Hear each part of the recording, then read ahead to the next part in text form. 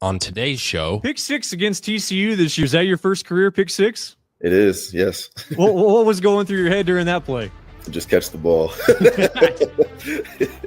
No, he just pulled out those old offensive days at Topeka Hayden. So yeah, no sure big did. deal. It was just natural.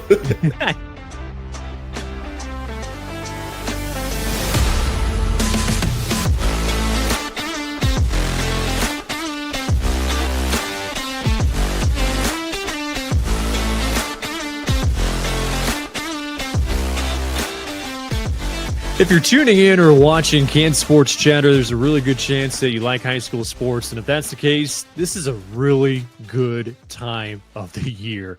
State competitions some of them are already complete for the fall sports with golf and tennis. You have gymnastics coming up for the final weekend ever for a state championship as far as the Acacia sanctioned sports in the state of Kansas. High school football start their playoffs next week. It's just a really, really exciting time of the year. It is Kansas Sports Chatter, the statewide high school sports entertainment show streaming on YouTube and wherever you listen to your podcasts. My name is Cole Reif. The guests today, we have Avery Unruh and Olivia Lewis, both of Andover Central, part of the volleyball team. They'll be our leadoff question. Cameron Burney with KCMC Sports will preview the upcoming game of the week in Coldwater this Friday night for KCMC. Sarah Nuss, Victoria Knights volleyball coach, will be our quality time interview. Justin Fluke will join us for the Faces, Voices, and Writers segment as he'll tell us what's going on with MSC Radio Group, his career, and what they've been able to accomplish in Northeast Kansas. Mac Moore with Lawrence Sports talking about gymnastics, with their final state championship coming up this Saturday. Des Burnell, member of the Kansas State University football team and out of Topeka Hayden, will be our next level talent. And we'll close out the show with a radio highlight from Glenn Grunwald. He's been a longtime voice of the Salt Hawks there in Hutchinson. We'll have one of his radio highlights at the end of the show. Here is our leadoff question. It is today's leadoff question with Avery Unruh, a member of the Andover Central volleyball team. Avery, the question today, what is your favorite Halloween candy? Oh, my favorite Halloween candy would have to be Reese's Peanut Butter Cup. Has it always been that? Like, what stands out? It has always been my favorite. My dad really liked it, so that's what he would buy for himself. And that's just what was in the pantry. So it's what I ate as a kid, and that's what I like now. Now, are they still in the pantry? Yes, they are. There you go.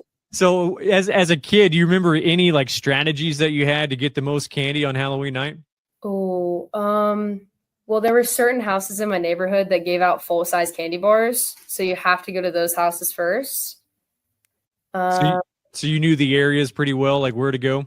Oh, yeah, for sure. I was like intense at Halloween. So candy corn. What are your feelings? Like or dislike candy corn? Ooh, okay, candy corn, it's really hit or miss. Like, I would probably say no, but during Halloween, I have to have candy corn at some point in time. Just like a seasonal taste? Yeah. Favorite Halloween costume as a kid? Any that you remember? When I was 3 years old, I was Buzz Lightyear. So that would have to be my favorite. Like what inspired Buzz? Like, were you just a big fan of Toy Story? Yes, I love Toy Story, and my mom really liked Toy Story, so she made me be Buzz, and my little sister was Woody, I think. There you go. All right, bonus question. Favorite scary movie? Do you have any? Oh, I really don't like scary movies, actually. I really do not like scary movies at all. Fair enough. No scary movies this year. All right, that is Avery Unruh, a member of the Andover Central volleyball team. It is today's leadoff question with Olivia Lewis, a member of the Andover Central volleyball team. Olivia, what is your favorite Halloween candy? My favorite Halloween candy would probably be an Almond Joy. An Almond Joy. I feel like that's a little bit different. Like, when did that start for you? Like, has it always been one of your favorites? Yeah, it has. I've always loved coconut and like chocolate and stuff, so it's just like a good mixture. On Halloween night as a kid, like, what was your game plan to get the most candy? To always be in the front and to always have like a good costume, because they usually give out the best candy to like the people who have like creative costumes. Did you have any creative, like, what was the most creative costume you had as a kid? Me and my friends did the Charlie's Angels one time. Okay. And we got a good amount of candy for that. Did you, like, as a kid, did you get to pick out your costume most of the time, or did your parents? I gotta pick it out as long as it was like good and like There it you was go. like a stupid costume. Candy corn. What are your feelings on candy corn? Like or dislike? I love candy corn anytime. Nice. We got a pro candy corn person. All right. Favorite scary movie? Any that stand out? I'm not a scary movie person either. If I would have to say one, I'd say Hubie Halloween. Okay. So are you like one of those that has like the covers up or like the blanket up when like scary Yes. movies are on? Okay. Yes. That is Olivia Lewis with Andover Central High School, part of the volleyball team, with today's leadoff question. Big thanks to Avery Unruh and also Olivia Lewis, both members of the Andover Central volleyball team, responding to today's leadoff question. Neither one a big fan of scary movies this time of the year. Don't blame them.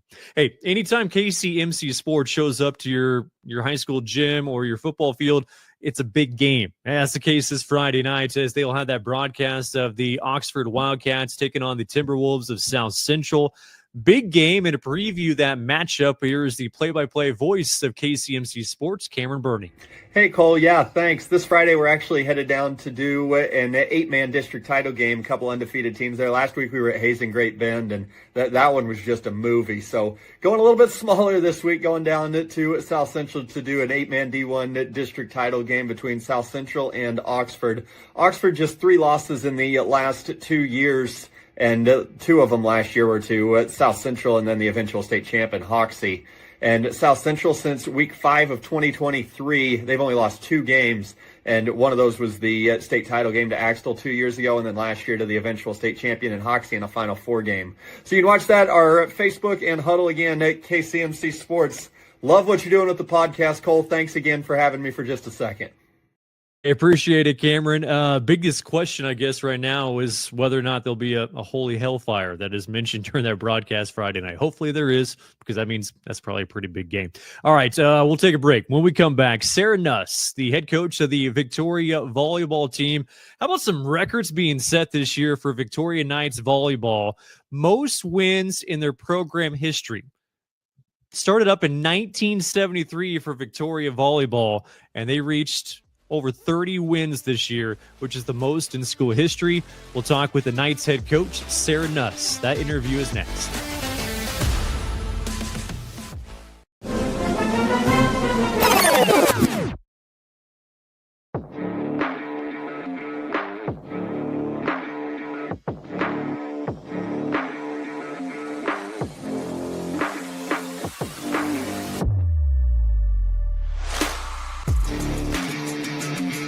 SPX Specialized Video Wall Solutions. Your gym needs SPX.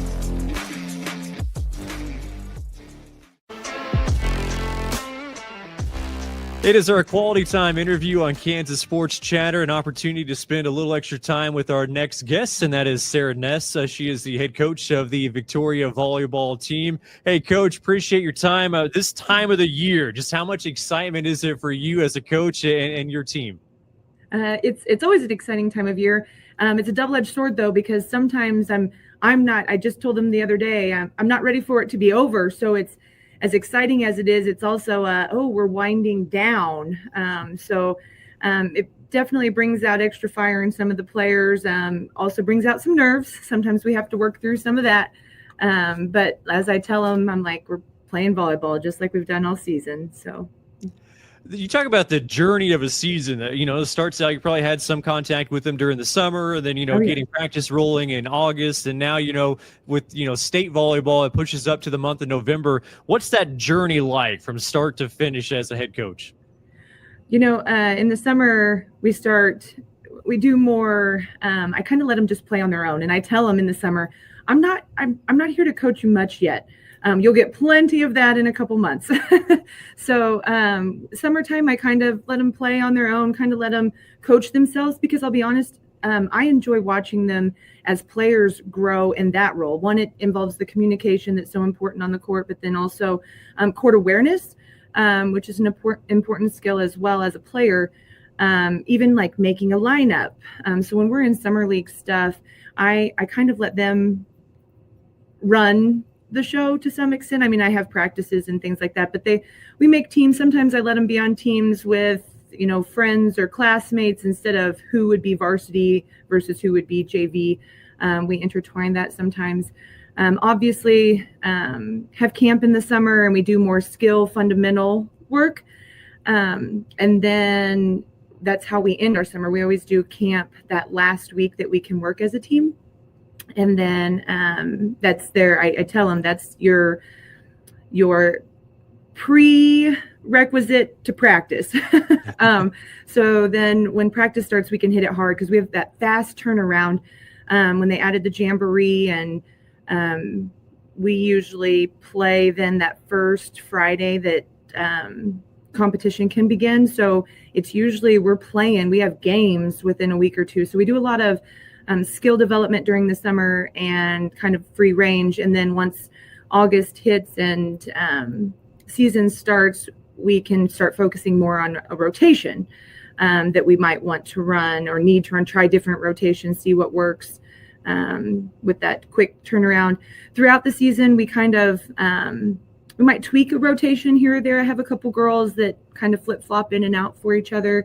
But we try to have that kind of hit this maintaining where you're at in a rotation anyways. Obviously, there were adjustments throughout the year. We had a couple unfortunate injuries or, some girls that were banged up a little bit. We had to make some adjustments throughout the season. But then by this time in the year, you're hoping you have that mastered and focusing more on looking at who we're playing and what we're going to see across the net so we can prepare for that specifically when it comes postseason time. So you mentioned figuring out those rotations. I mean, now your 10th season at Victoria, is that pretty, does it click right away for you? Okay, yeah, this rotation looks good, or what's that work in progress like?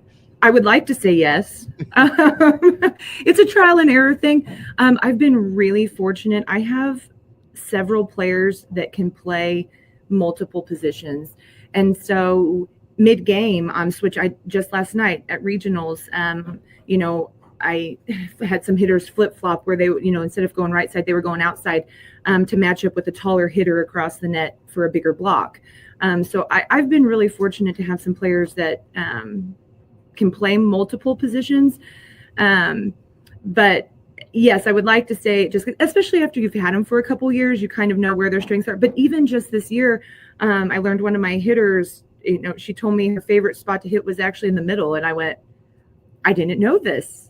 Let's run you in the middle some more then, she didn't before that typically hit much middle. And she, in fact, I would have thought didn't enjoy it because a couple of times I had tried to put her there and she gave me a weird look, but come to find out she really enjoyed it. And I went, let's try it. So yeah, it gets easier, especially like I said, after you've had them for a couple years, you know where their niche is, but it's still a puzzle. I'll be honest. It's sometimes the part I like the most. It's making all the pieces fit, how they fit the best, I guess. So. Well, it seems like, those puzzle pieces fit pretty well this year. A lot of success this season for the Victoria Knights. I mean, did you have those expectations? You mentioned some of those players that you've had for a couple of years, but what were the expectations coming into the season, Coach? Obviously high expectations based on a state appearance last year. We did lose some seniors last year. We knew that we're going to need to be replaced. But last year I knew that I had players that had the potential to play in those positions already. There were just seniors playing in those spots last year. So although we graduated 4 last year, truly it was only kind of 2 positions though, 2 front rows and 2 back rows. So together they make 2 spots. And so I had players last year that probably could have seen some court time, but weren't because they were behind the seniors, that had been there and put in their time.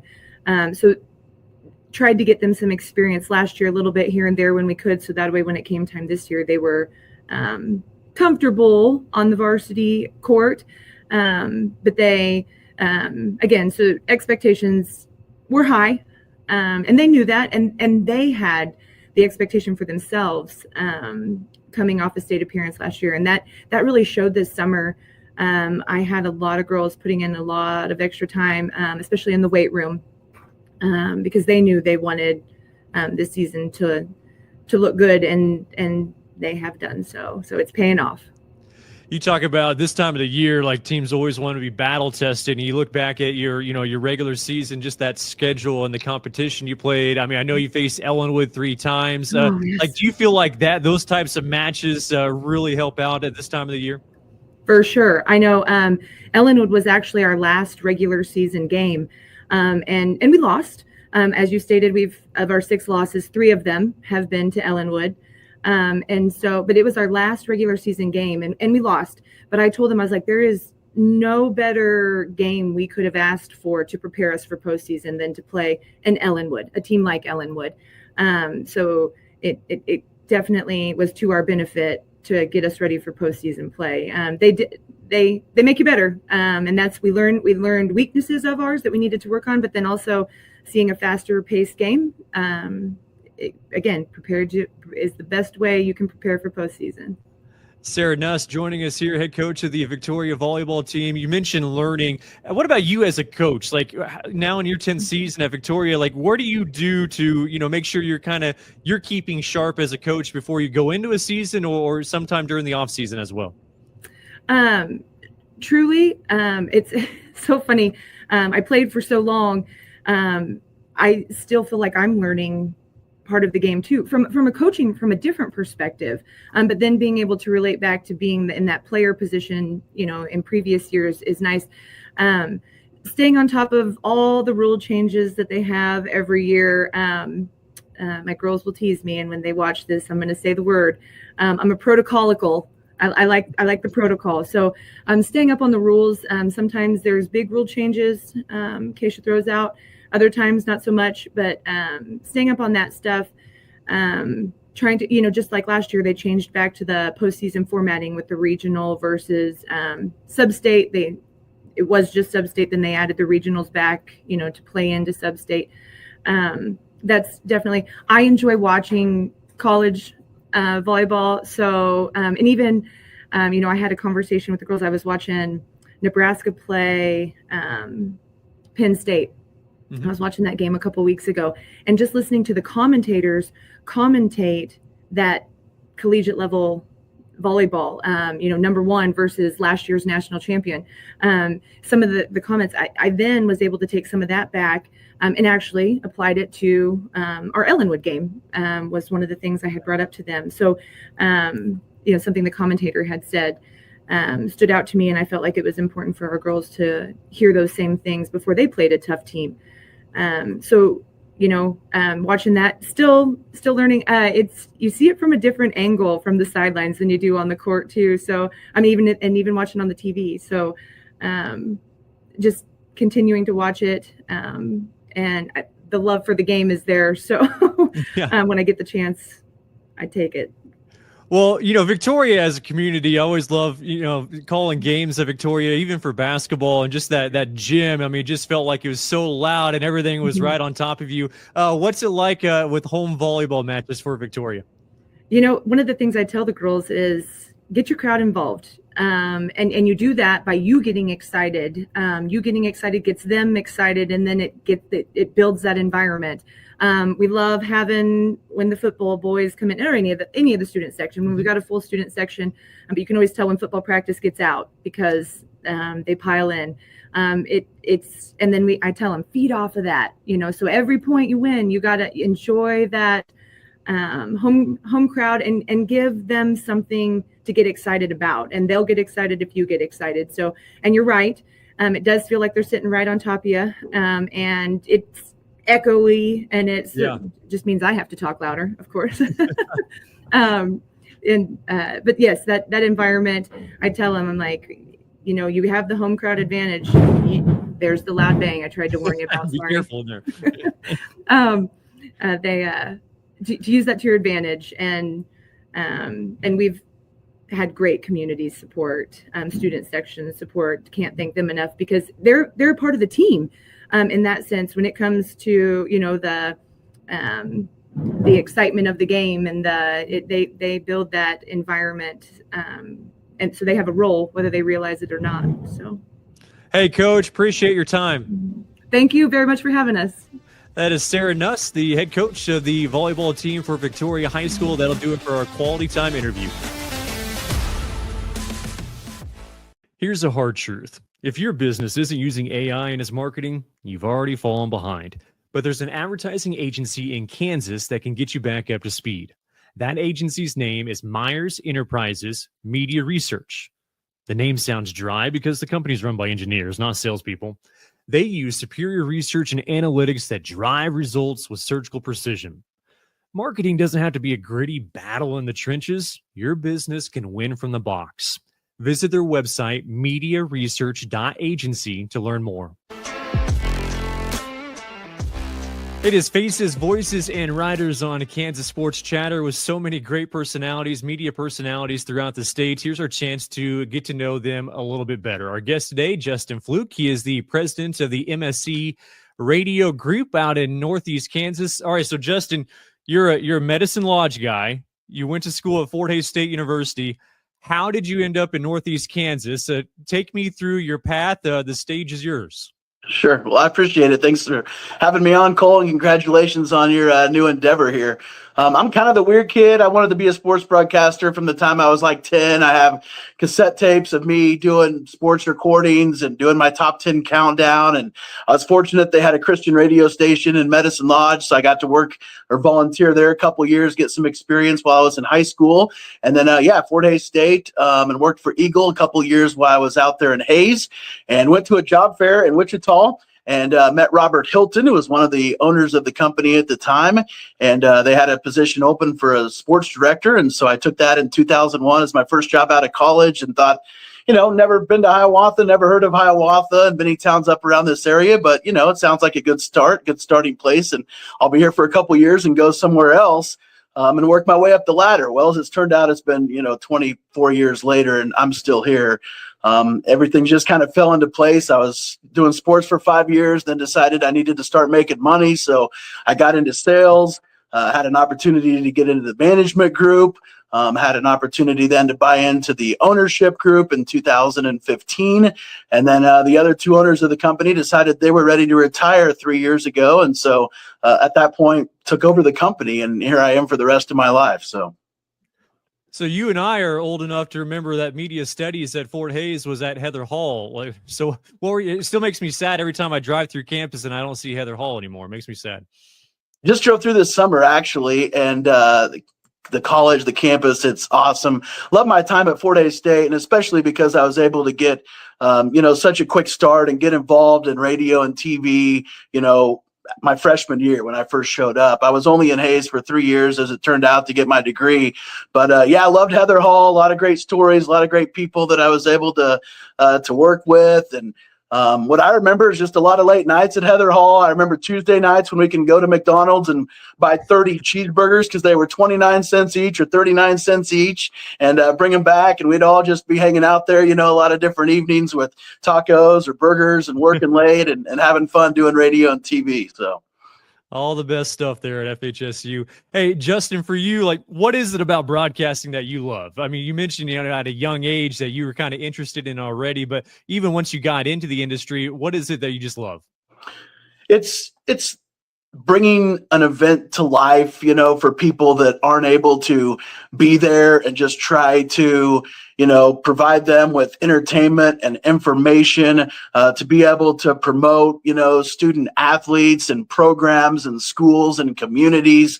I mean, I feel like everything that I do ultimately boils down to that, trying to be a positive influence, trying to make a difference, to shine a little positive ray of light on different players, programs, coaches, communities. I feel like that's what we do as broadcasters best.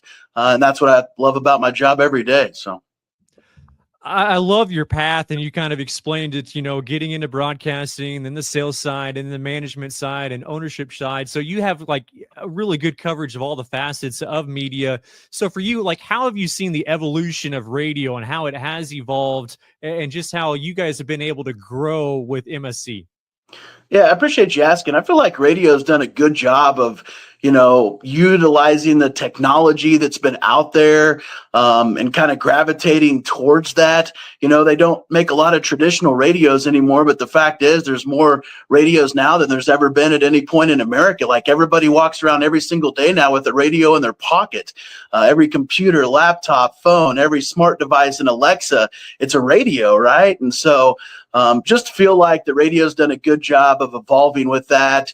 Our company, I feel like, has done a lot of that, but we obviously got into video streaming 13 years ago, and we now have 5 different video channels that we're broadcasting live sporting events on, besides our 6 radio stations in our group.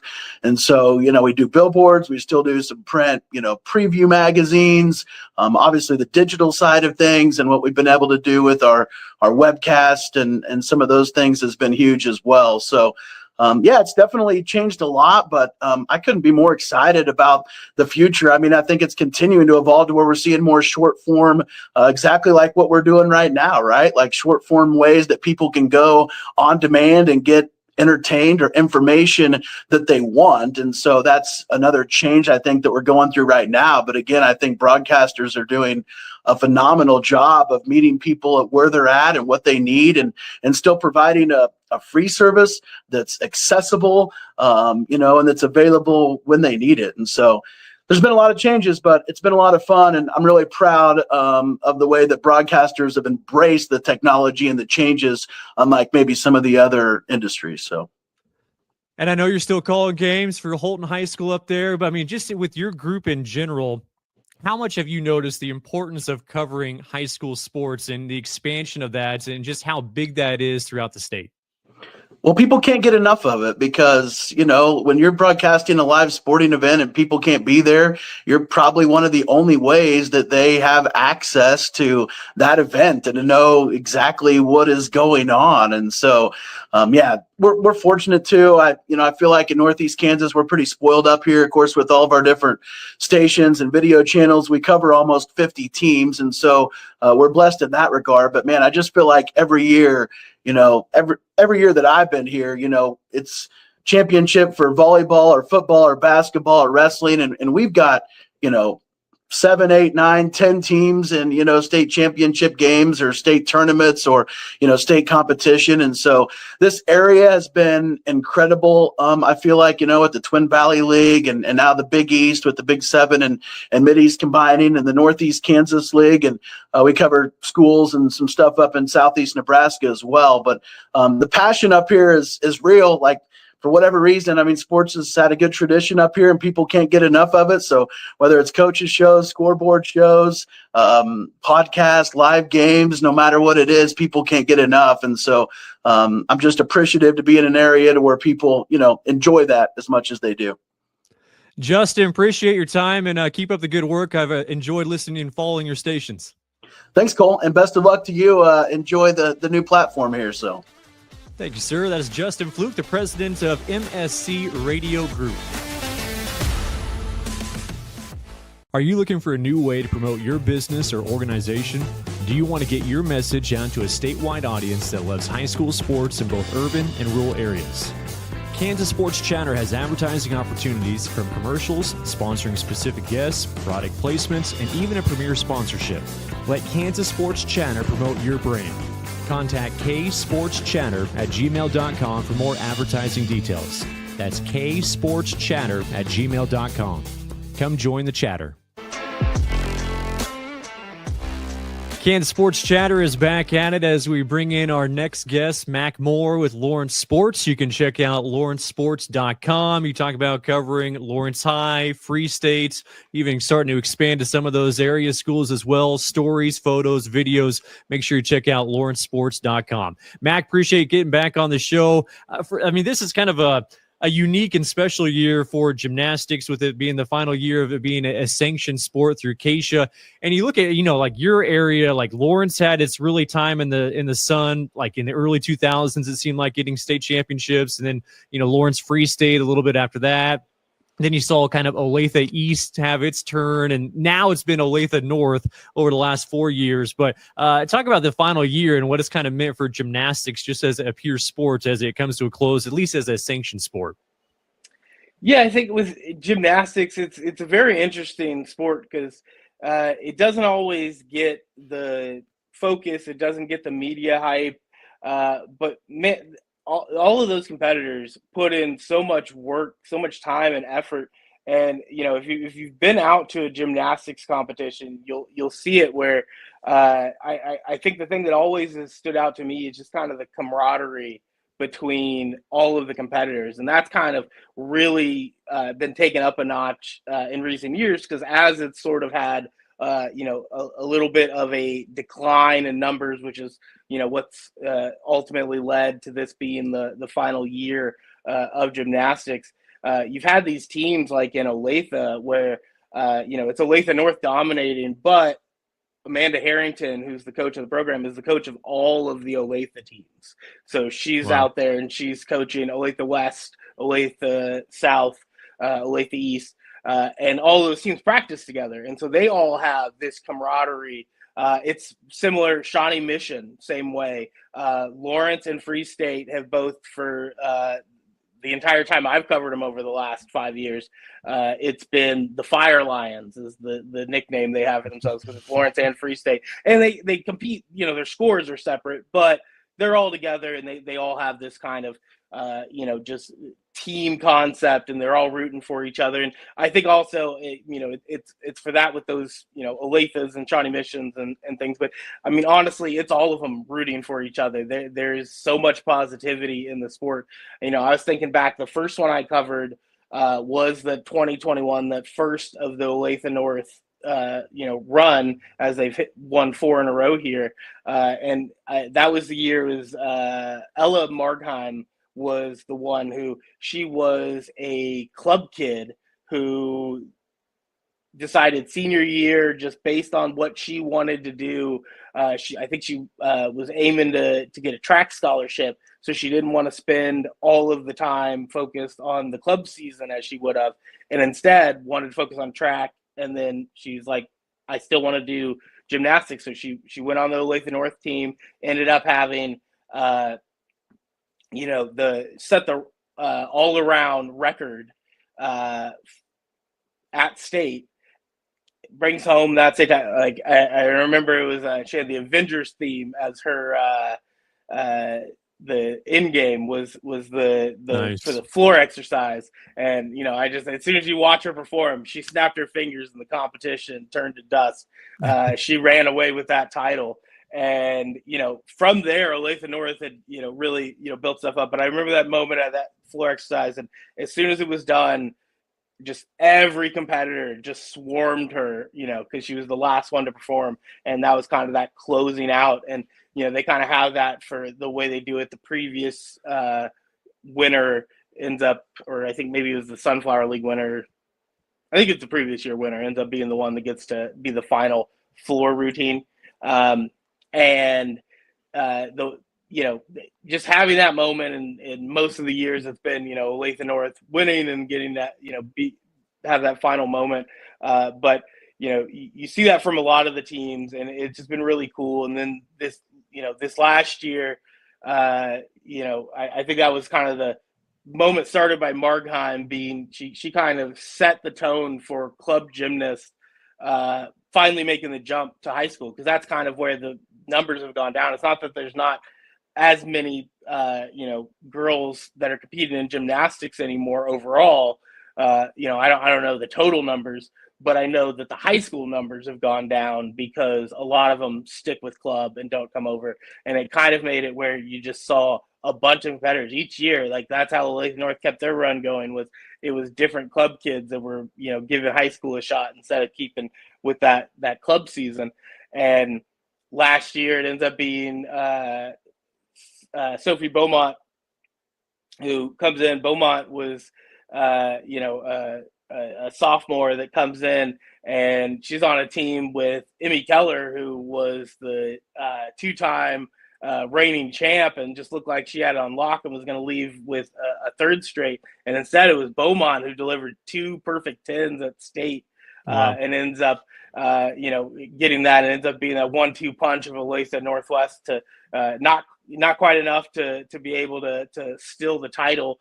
I think they delivered like a 109 score, and then Olathe North just ends up resetting a record. That's just how loaded they were, how much depth they had, and they go with 112 and run away with it.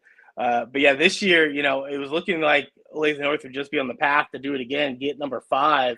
But right now, there's a chance. Shawnee Mission East, led by Andy Prindeville, right now, Shawnee Mission East actually has the highest point total. They have a 109.950 as the top mark. And I'm looking at it. I know it's somewhere in the 108 is where Olathe North is the best one. I think it might be 108.550. So it's close. It's one of those things. And, final year, Olathe North, the 5 consecutive would be the record. That'd be the most in a row. And so it'll be very interesting to see if they're able to pull that off. Just having all of that, kind of that last hurrah moment. And I've been able to get out to one already at the Lawrence Invitational a few weeks ago. Really cool to see gymnastics just be able to show off one more time. And, I think of the events going forward, a lot of people probably circle state football on their calendar right now. Sure. One of the big ones for me, gymnastics, and just getting to see all those teams, put that final stamp on it. And, it'll be a little bittersweet, but I know with kind of that just positivity, they'll find a way to be positive about it and make something great out of this moment that, I wish this wasn't the end, but this is kind of where it's at. And I'll leave it to other people to explain how they're being replaced by girls wrestling is what ended up doing it. They're in a different season, and it's not the sport of esports that is 80% boys. But anyways, I'm not going to get into the politics of it, but it still should be fun to see gymnastics have this final push here down the home stretch. A unique season. Mac, appreciate the time. Thank you. That is Mac Moore with Lawrence Sports. Make sure you check out lawrencesports.com. Respecting our sports officials is an important aspect in our activities and for our communities. We need to cheer for our teams while also supporting the officials who help make the game possible to create a positive sports environment. These individuals dedicate their time and effort to ensure fair play and maintain the integrity of the game. They make tough calls in the heat of the moment, and their decisions are crucial for the safety and fairness of all players involved.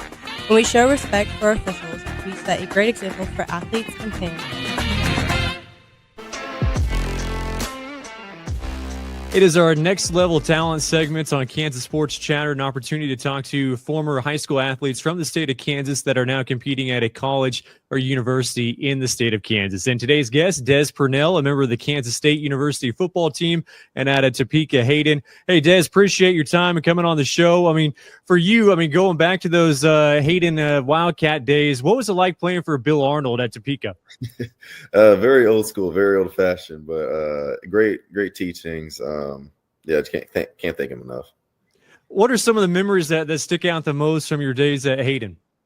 We had these things called county fairs, is like fall camp-ish, but just grueling days in the middle of summer. Just that's kind of what sticks out the most to me. You go back to that senior year at Topeka, Hayden. You're a pretty good offensive guy, as good of a linebacker as you are at K-State now, but over nearly 1,300 yards of total offense your senior year, 22 touchdowns. And I think you were named the offensive player of the year in the city. So, was there any thought of being on the offensive side of the ball when you went to college? Just a little bit, but I know I was labeled as like an athlete or whatnot, but I know I had a better chance, getting to the defensive side. I talked to my older brother a little bit, and he told me what he thought would be better, and so we just went with it. You mentioned your older brother also playing football in college. What else did you learn from him? Basically the whole game, other than my father. He played football. I watched him. He's 10 years older than me, so I watched him play football my whole life and everything. I learned a lot from him. He's taught me a lot. Still does after my games, but yeah. Well, you look at the success that you had during your career at Hayden. Do you dislike Perry Lecompton? Do you have any bad feelings towards Perry Lecompton? I mean, yeah, of course, Okay, but sure. but it's not total hatred. It was just great competition at the time. So I mean, it helped mold me to who I am now. So I mean, I'm just grateful for it. I mean, those successful years, like who were some of the other players? Do you remember some of your teammates that they were having big years when you were there too? Oh, of course. Jaden Rayner, Jordan Rayner. It was also Jack Conradi, Johnny Holloway. I mean, I know all these guys because I played football with them my entire life. But yeah, Skylar Speck was back there. Wilda Vader. Yeah, Trey Pavarnik even. I mean, Yeah, those some good names. Yeah. Like, what was the recruiting process for you and eventually choosing K-State? It was just, I mean, it's kind of gradual a little bit, I'd say. Got an opportunity to face Manhattan for like an open week. It was COVID and stuff. So Coach Kleiman came up to watch his son play, and then I guess he must have just liked who I was. So after that, it's just been great. Great connection with Coach Kleiman, all his staff. So Did you have any idea that he was going to be in attendance at that game? no, not really. My coach Arnold didn't want me to get too far ahead of myself, but so I'm appreciative of that. But no, I didn't know till after the fact, honestly. Like my mom told me she saw some people wearing K-State stuff, and then Coach Arnold told me that Coach Kleiman, his staff, reached out the next morning. So What's that feeling like? I mean, being from Topeka and then, getting Coach Kleiman and K-State, this big Division I school come after you. What was that initial feeling like for you? it was truly just surreal. Like I couldn't believe it. I kept on just reading the text message over again when my coach sent me the next morning. But I thought it was just crazy because I mean, I didn't really go to camps that much or anything. I just did sports year round. So him coming out there, I was just truly appreciative, and I just couldn't really believe it was true. You redshirt that first year coming to Manhattan. What was that experience like for you, and what'd you learn during that redshirt year? I learned a lot about myself in that time frame, just how to carry myself because I went from playing a lot in high school to not playing at all in college, and just obviously being around better competition as well. But those older guys, like Reggie Stubblefield, Russ Yeast, those guys, they really helped me develop and really helped me understand what college is truly about, and it's just taking it one day at a time. Pick six against TCU this year. Is that your first career pick six? It is, yes. What was going through your head during that play? Just catch the ball. That's important. Yeah, I knew once I caught the ball, I knew I was going to score, but just focusing on catching that ball, making sure I secure it. No, he just pulled out those old offensive days at Topeka Hayden. So yeah, no sure big did. deal. It was just natural. I mean, you were named the defensive player of the week in the Big 12, and kind of going back to being from Topeka, I guess that's a huge deal. I mean, did you ever imagine you would be named a defensive player of the year in a conference like the Big 12? Yeah, again, looking back at high school, I would have never imagined where I am now. But that was one of my goals in college was to be able to be, along with the awards and stuff, but being able to be named one of the players of the week. I see, just guys throughout the year, pretty sure Felix had it. There's, lineman of the year. Brendan Mott had it. I've seen guys like Deuce get it. So it's just pretty surreal. Just wanting to reach that goal. I know you're one of, several Kansas guys that are on this K-State roster this year, once again, like they do each and every year. Is there a sense of pride amongst you Kansas guys to kind of representing one of your home state, I guess, schools? Oh, for sure. We all talk about it because half our team is from Kansas. So everybody has a discussion on, what small town is better, what bigger city is better. But yeah, we have tremendous pride wearing that Kansas across our chests. Just knowing that we're going to Manhattan, which is the best school in Kansas, just dominating each and every single year. We have pride in that, just showing out for our families back home. Well, who's winning that debate between who's got the best city and who's got the best school? Who's winning that debate? Me, of course. Okay, I was going to say, Hayden had a lot of wins. You guys had a lot of wins, so. Yeah, everybody's surprised that Hayden's, 3A and stuff. But I was like, hey, we faced 6A schools and still beat them by 20 and 30, so it really don't matter. Exactly. Hey, Des, appreciate it. Best of luck the rest of the season. All right, thank you. I appreciate it. That is Des Purnell, a member of the Kansas State University football team and out of Topeka Hayden. Are you a person that's always on the go?